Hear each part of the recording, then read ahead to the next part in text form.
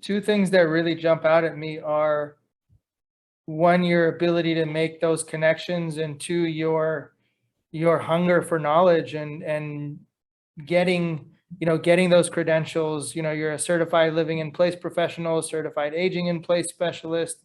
You're super, like, your passion for education is beyond most people's.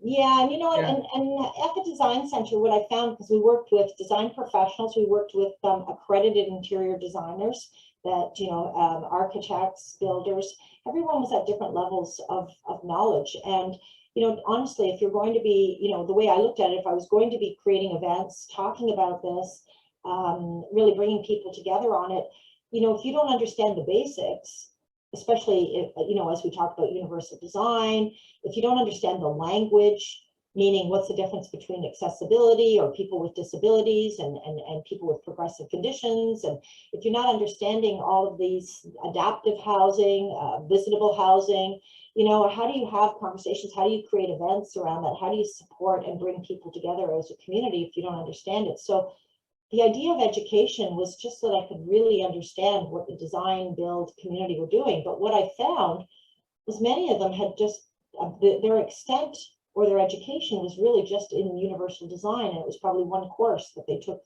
throughout their whole training, educational training. And that shocked me. It really, truly shocked me, because so much of it was about other aspects, which are just as important, but there was such little amount given or knowledge given to the design build professionals on the built environment and how people, move within those spaces, or how those spaces, how they work within those spaces. And when I say work, I'm talking about predominantly residential, and not work from a work job related, but how do we work within the kitchen? How do we work within the bathroom? How do we work, with the laundry facilities, or getting up and down stairs? Like, how do we interact with our environments? And I was really shocked how little we have on that. So that's important to me. Yep. And what would you say so I mean, with these, let's say, architects and designers, they might run into one course here and there. Like, what do you think the main, or let's say the two biggest issues are with lack of implementation, right? Because I think you were, in a previous conversation, you had told me, for example, that like universal design is applied around, what was it, 1%, 3% of all private residences in the North American market. Why do you think that number is so low?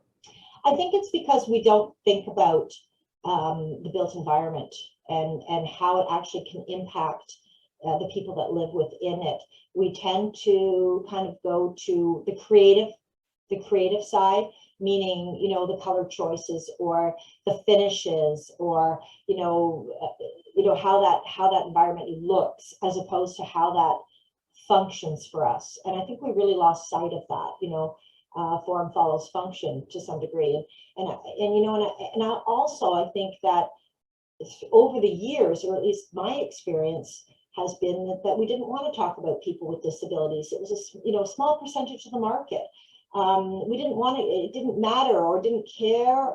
I don't want to say it didn't matter. It really does matter, and I don't want to assume that people don't think it doesn't matter. But I think that overall, it was just never in the forefront. It was just easier to kind of brush it off to the side.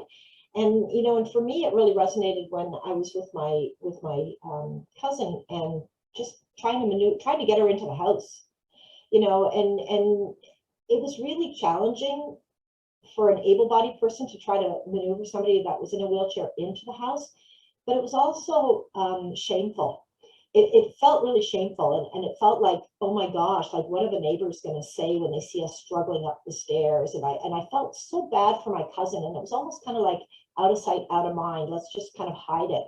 And I can't speak on behalf of the design community, but I can tell you that statistics, and I have researched this, and they're hard to find, but you can find them, that less than 1% are designers in North America use less than 1 or about 1% of universal design principles in their design. And I think it's because maybe they don't think about it, and maybe they don't have clients that have that need.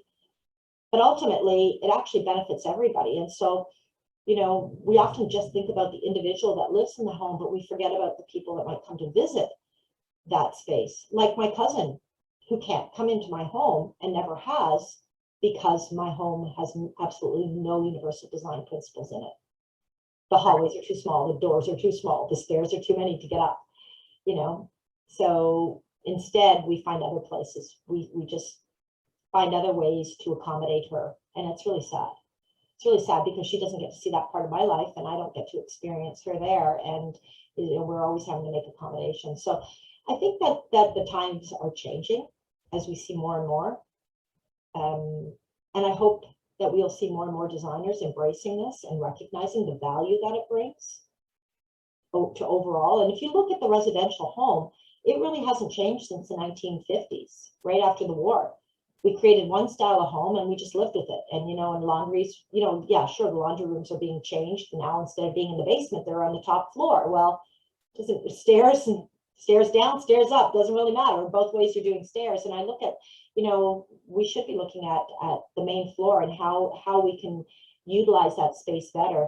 So that is allows, you know, individuals to access different areas without having to do the stairs, or ultimately, you know, looking at elevators, which were never discussed in residential, but now seem to be, you know, top of mind for a lot of designers.